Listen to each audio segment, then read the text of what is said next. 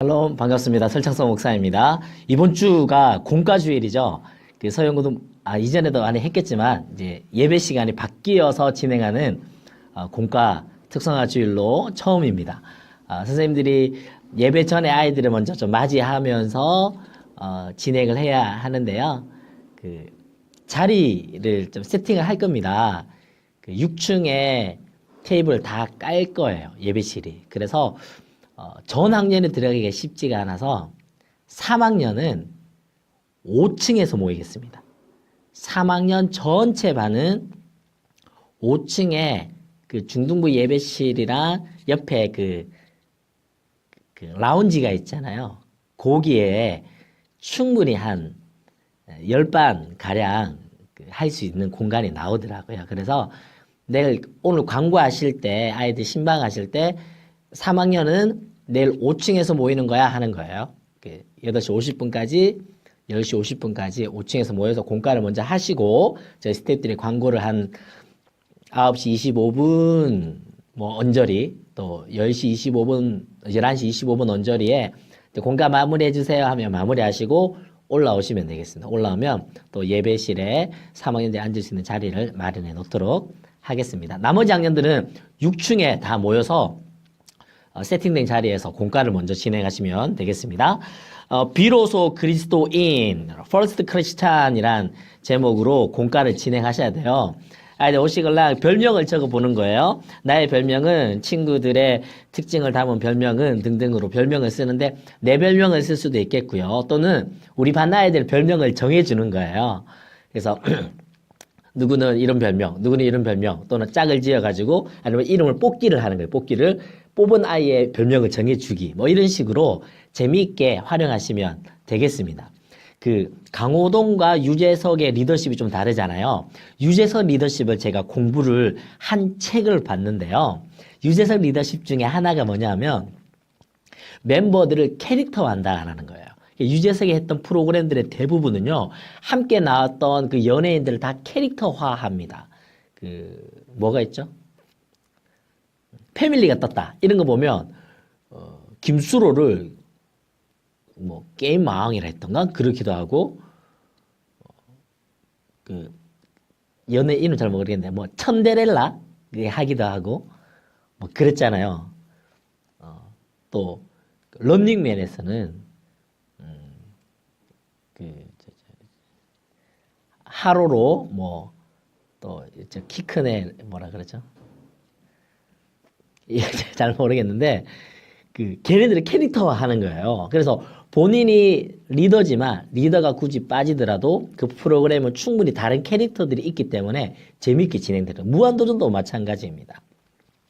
즉 우리 아이들이 반 안에서 캐릭터화가 된다면 우리 모든 반 아이들이 모두가 자기 자리가 생기는 거예요. 자기 역할이 생기고 자기 캐릭터가 생기니까 공동체가 더 이렇게 재미있게 만들어질 수 있을 것 같습니다. 선생님들 별명도 얘기해 주시고 그렇습니다. 저는 어릴 때 성이 설씨다 보니까 뭐 설렁탕, 설까치 옛날에 만화 있었잖아요. 그렇게 놀림을 많이 받았어요. 특별히 놀림도 사실 아니긴 한데 그랬었습니다. 오늘 본문 말씀은 사도행전 11장 말씀입니다. 페이퍼에 성경 본문이 없어요. 그래서 성경책 꼭 펼칠 수 있도록 그렇게 해주시면 좋겠습니다. 사탄은 스데반을 죽이고 예루살렘 교회를 박해하는데 성공했지만 오히려 이 일은 복음이 더 멀리 전해지는 결정적인 계기가 되었습니다. 그 박해로 흩어진 자들로 인하여 어떤 일이 일어났습니까? 스데반을 사도 사울이라는 청년을 통해서 스데반의 박해가 기독교인들을 박해하는 불쏘시개가 되었습니다. 그래서 많은 크리스찬들이 흩어졌죠. 박해를 피해서 도망갔죠. 그래서 그들이 어떤 일이 일어났나. 박해가 있으면 신앙이 위축되고 기독교가 사라질 줄 알았는데 그렇지 않았습니다. 어떻게 했다고요? 19절 21절 말씀에 보시면 그때의 스데반의 일로 일어나 환란으로 말미암아 흩어진 자들이 베네게와 구브로와 안디옥까지 이르러 유대인들에게만 복음을 전하는데 그중에 구브로와 구레네 몇 사람이 안디옥에 이르러 헬라인에게도 말하여 주 예수를 전파하니 주 예수는 그들과 함께 하심에 수많은 사람들이 믿고 주께 돌아오더라. 베니게와 구브로와 안디옥까지 이르러 유대인들이 그들이 많이 흩어졌어요. 흩어졌는데 유대인에게만 복음을 전했었습니다. 그런데 구브로와 구레네 몇 사람이 안디옥에 이르러서는 헬라인에게도 주 예수를 전한 거예요. 대부분 유대인에게만 복음을 전해요. 왜냐하니까 이 복음이 이해가 안 되잖아요. 구약의 말씀이 성취되었다. 우리가 기다리던 메시아가 오셨다 해서 복음이 전해지는데 헬라인은 구약도 모르는 거예요. 메시아도 모르고 그들은 메시아 대망 사상이 없거든요. 그러다 보니까 유대인에게 복음을 전 헬라인에게 복음을 전할 생각을 안 했는데 구브로와 구레네 몇 사람이 안디옥에 이르러서는 헬라인에게도 복음을 전한 거예요. 그런데 이게 대박인 거예요. 구약을 모르는 그들에게 예수 그리스도를 전했는데 구약을 모르지만 그들이 예수에 관심을 가지고 믿음이 생기는 거예요. 믿고 싶어 하는 거예요. 복음으로 구원의 역사들이 일어나는 거예요. 주 예수님이 그들과 함께 하사 수많은 사람이 믿고 주께 돌아왔다라고 기록을 하는 거예요. 이게 놀라운 사건입니다. 물론 우리가 지난주에 이방인 고넬료 백부장에게 하나님의 복음이 증거되고 구원의 역사가 일어나는 걸 보았지 않습니까? 그거는 사도 베드로의 개인적인 사건이었지만 이제 안디옥 교회가 세워지는 이 즈음에서는 안디옥 지역에서 일어났던 것은 여러 사람이 함께 경험하게 된 거예요. 놀라운 역사가 일어난 것입니다. 복음은 2번입니다.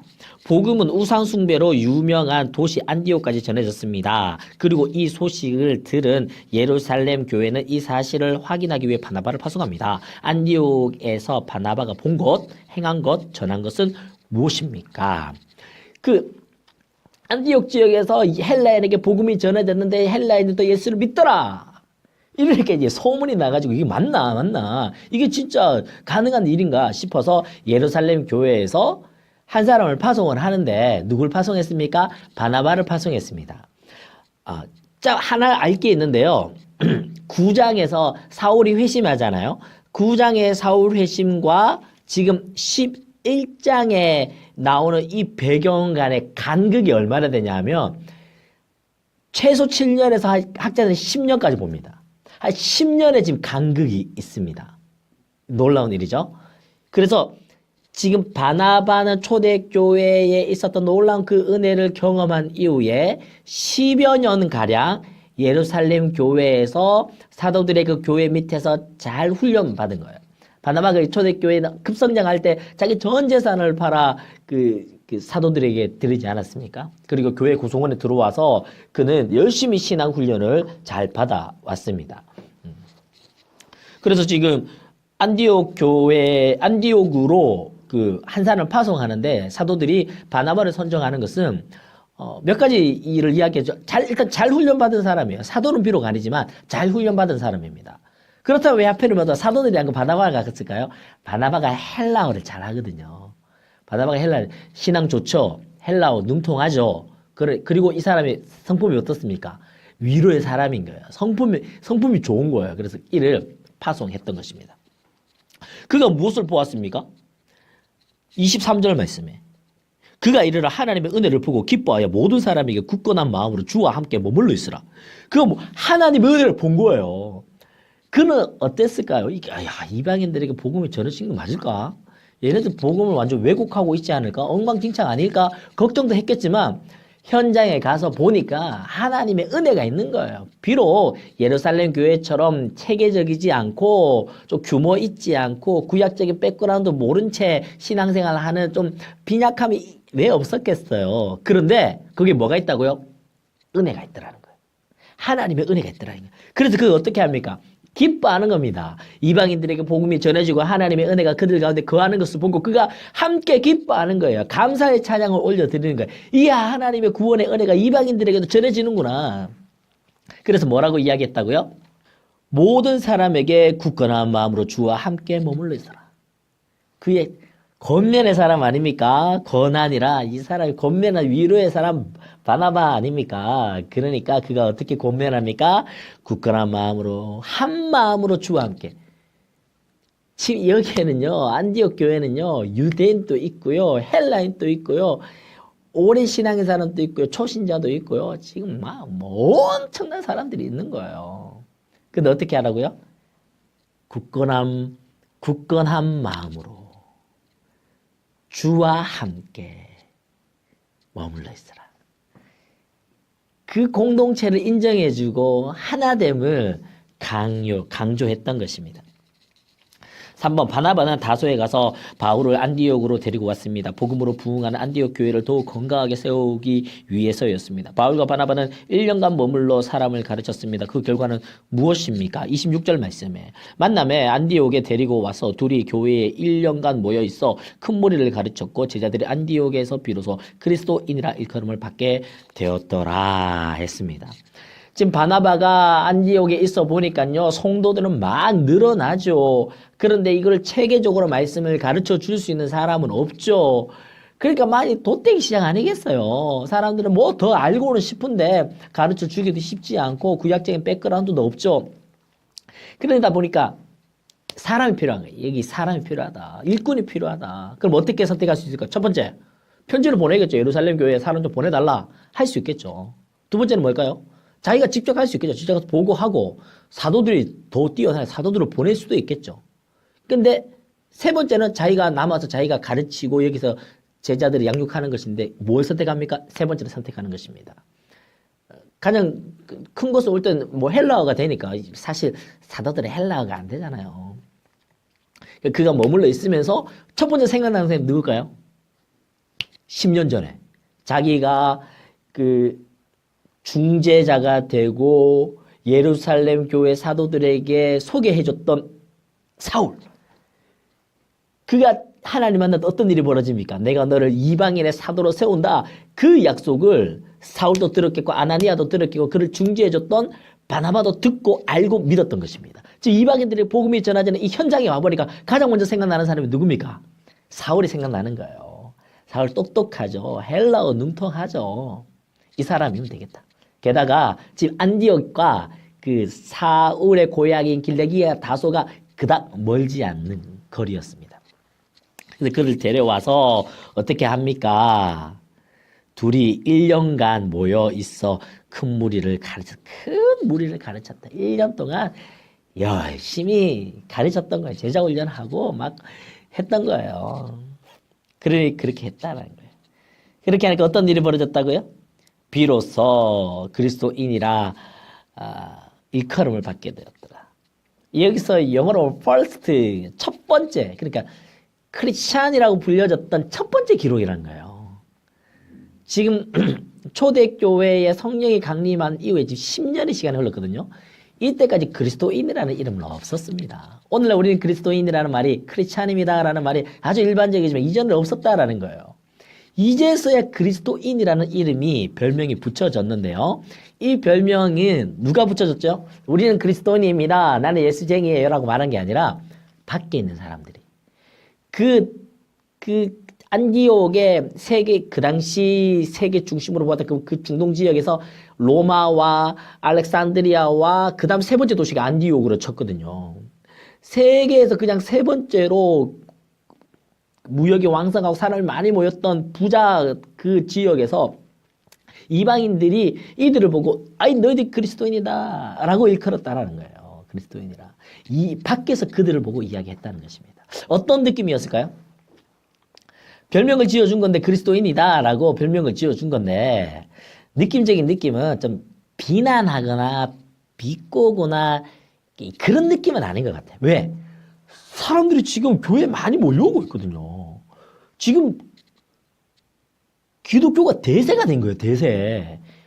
교회 안에 들어와야 인싸가 되는 거예요. 그러다 보니까 이들이 붙여주는 이 별명이 비꼬는 비난하는 느낌은 아닌 것 같아요. 아닌 것 같아요. 어쨌든 이들을 향한 별명이 만들어진 거예요. 별명이. 인싸가 되는 거예요. 대세가 된 것입니다. 4번입니다. 예루살렘 교회의 초창기로부터 헌신된 일꾼으로 사역한 바나바와 극심하게 주님의 교회를 핍박하다가 회심한 지 오래 되지 않은 바울이었지만 서로 아름답게 동력할 수 있었습니다. 그 비결은 무엇입니까? 마태복음에서 찾고 있는데 마태복음 9장 26절 또 30절 말씀에 마태복음 19장 26절에 예수께서 그들에게 보시며 이르시되 사람으로서는 할 수 없으나 하나님으로서는 다 할 수 있느니라. 30절 말씀에 그러나 먼저 된 자로 나중되고 나중된 자로 먼저 될 자가 많으니라. 나의 것을 내려놓고 겸손히 주님을 따르는 것 사람의 힘으로는 할 수 없습니다. 하지만 하나님으로서는 할 수 있습니다. 먼저 된 자가 나중됨으로 나중된 자를 먼저 되게 할 수 있습니다. 이게 기독교의 원리 아니겠습니까? 먼저 된 자가 나중되는 것, 나중된 자가 먼저 되는 것, 이게 기독교의 원리요. 하늘 보좌 버리시고 이 땅에 오신 예수님의 삶이 그러했기에 우리 그리스도인들이 그렇게 사는 것 지당하고 마땅하다 생각합니다. 5번 안디옥에서 처음으로 제자들이 사람들로부터 그리스도인이라는 불림을 받게 되었습니다. 그리스도인이란 그리스도의 사람 또는 그 삶에서 그리스도가 없으면 아무것도 아닌 존재라는 뜻입니다. 어떤 모습 때문에 그들은 그리스도인이라 불릴 수 있었을까요? 본문에서 그리스도인다운 특징을 보여주는 단어들을 찾아보세요. 제가 답을 쓰긴 했지만 아이들과 함께 찾아보면 좋겠습니다. 왜 그리스도인이라 불렸을까요? 저는 이렇게 생각해요. 하나, 그들이 그리스도를 계속 얘기하는 거예요. 그리스도 이야기를 엄청 하는 거예요. 그 구약적인 백그라운드가 있으면 뭐 택한 백성이라 뭐 아브라함의 자손이라 뭐 다윗의 후손이라 뭐 이런 이야기를 할 수 있겠죠. 근데 이들은 구약적인 배경이 전혀 없어요. 그러니까 그들이 듣게 되는 게 무엇입니까? 예수 그리스도의 복음만 듣는 거예요. 그러다 보니 그들이 회자되는 이야기는 늘 그리스도인 거예요. 그리스도, 예수 그리스도. 그의 이야기만 하다 보니까 사람들이 쟤네들은 맨날 그리스도 얘기만 하네? 그리스도인이네? 한 거예요. 그렇게 저는 생각됩니다. 두 번째로는 저들이 그리스도가 산 그 삶의 모습이 보이는 거예요. 예수님이 어떻게 사셨습니까? 죄인, 세리, 창기, 가난한 자, 병든 자, 귀신 들린 자, 저들과 함께 먹고 마시며 그들의 친구가 되어주셨잖아요. 지금 안디옥 교회의 모습이 그러합니다. 유대인이나 헬라인이나 배운 자나 못 배운 자나 병자나 또 가난한 자나 죄인이나 모두를 다 모아서 권면했던 바나바의 권면이 무엇입니까? 바나바의 권면이 굳건한 마음으로 주와 함께 머물러 있는 모두가 굳건한 마음으로 한 마음이 되어서 그 주와 함께 머물러 있는 것이 안디옥 교회가 되니까 야 그리스도랑 똑같이 사네. 그리스도인 맞네. 라고 이름이 붙여진 게 아닌가 싶습니다. 뭐 답들로 그들의 삶은 뭐 말씀을 전했다, 주 예수를 전파했다, 주님의 손에 함께했다, 주와 함께 머물렀다, 착했다, 성령과 믿음이 충만했다, 가르침과 가르침을 받았다, 부조를 보냈다 등등으로 이야기도 할 수 있겠고요. 삶으로 들어가겠습니다. 비로소 그리스도인 바나바가 삶으로 인격으로 보여주었던 모습이 첫 번째 그리스도인이란 별명을 가진 모델입니다. 바나바의 모습을 통해 나에게 있는 모습은 무엇이며 부족한 모습은 무엇입니까? 바나바에 대해서 어떻게 설명하고 있습니까? 바나바는 착한 사람이고 믿음과 지혜가 충만한 사람입니다.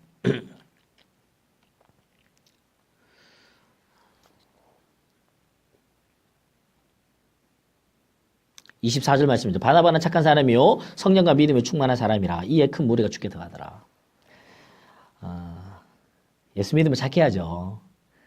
예수 믿으면 착해야 됩니다. 뭐 성격이 뭐 온순하고 뭐 외향적이고 내성적이고 그 얘기를 하는 게 아닙니다. 바나바의 모습을 통해 나에게 있는 모습은 무엇인지 연약한 자를 돌볼 수 있고 먼저 된 자로 나중되기도 하고 이런 모습들을 속에서 나에게도 있고 또 부족한 것은 무엇인지. 두 번째로는 그리스도인이라는 별명은 바나바 한 사람만이 아닌 교회 구성원 모두의 별명이 되었습니다. 우리 교회, 우리 고등부, 우리 반이 그리스도인이 되기 위해서 회복해야 될 것은 무엇입니까? 우리 공동체가 그리스도인으로 불림을 받기 위해서 세상 사람으로부터 예수님을 따르는 사람, 그리스도인으로 우리가 별명이 불려지려면 우리가 어떻게 해야 할까? 우리가 회복해야 될 것은 무엇일까? 돌아보면 좋겠습니다. 이야기 나누시고 또 적용해 보시면 좋겠고요. 설교 때도 뭐 언급이 될 것 같은데요. 목사다움, 남편다움, 또 아비다움에 대한 고민이 누구에나 저에게도 있고요. 누구에게나 있겠죠. 그 직분을 얻는 것은 어렵지 않습니다. 하지만 진짜 그렇게 살아내는 게 어려운 것 같아요. 우리 교사다움은 또 무엇일까요? 교사 되는 거 사실 어렵지 않잖아요. 이렇게 지원하면 교사가 부족한 우리 교회 안에서는 쉽게 교사는 될 수 있을 것 같습니다. 하지만 그 교사다움을 살아내는 거는 과연 쉽지 않은 것 같습니다. 사춘기의 특징이 있다면 사춘기는 부모님에 의해서 움직이던 아이들이 자기 주도권이 생기고 자기 독립성이 생기는 겁니다. 너 이거 왜 했니? 엄마가 해라 했어요. 선생님이 시켰어요. 이거는 아직 사춘기를 벗어나지 않은 아이입니다. 사춘기를 벗어나는 아이는 이거 왜 했니? 내가 하고 싶어서 했어요. 너 뭘 하고 싶니? 저 이걸 하고 싶어요. 자기 주도권이, 자기 자립성, 독립성이 생깁니다. 엄마, 아빠의 신앙이 아닌 나의 신앙인 거예요. 이 신앙의 사춘기도 벗어나야지 그때 그리스도인이 되는 게 아닐까 싶습니다. 우리 아이들과 함께 이번 기회에 너는 그리스도인인 것 같니? 어떤 면이 아닌 것 같니? 좀 이야기도 나누면 좋겠어요. 우리 정체성, 지난주 전체 교사 모임을 할 때 가장 큰 이슈가 됐던 부분이 저는 이거라고 생각합니다. 아이들에게 정체성. 가장 중요한 이 정체성을 우리 고등부가 좀 잘 도와주면 좋겠다. 공과 시간에 이 이야기들로 나눠보시면 좋겠고요. 문제 푸는 거 중요하지 않습니다. 서론 했다가 바로 적용에 들어가도 됩니다. 문제 푸는 거, 답 쓰는 게 너무 이렇게 집중하지 마시고 이걸 소재를 가지고 여러 이야기 나누고 삶도 나누고 기도 제목도 나누고 신방 스케줄도 잡으시고 그리스도인에 대해서 우리의 정체성에 대해서도 이야기 나눠 봐주시면 좋겠습니다. 이번 주 공과주일 너무 기대됩니다. 선생님들 정말 재미있고 행복한 공과 되기를 소원하고 주일날 뵙도록 하겠습니다. 샬롬.